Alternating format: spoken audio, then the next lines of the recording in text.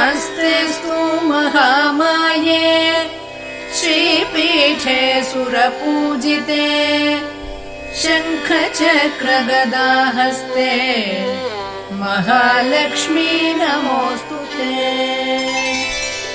नमस्ते गरुडारूढे डोलासुरभयङ्करी सर्वपापहरे देवी महालक्ष्मी नमोऽस्तुते।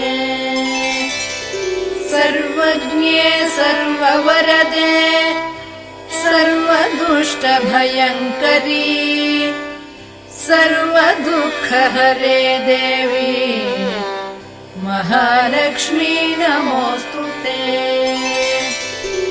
सिद्धिबुद्धिप्रदे देवी भुक्तिमुक्तिप्रदायिनी मन्त्रमूर्ते सदा देवी महालक्ष्मी नमोऽस्तुते।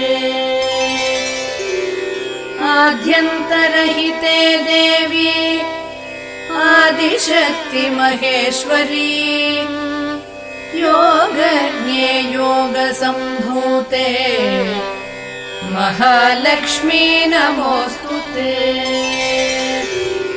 स्थूल सूक्ष्म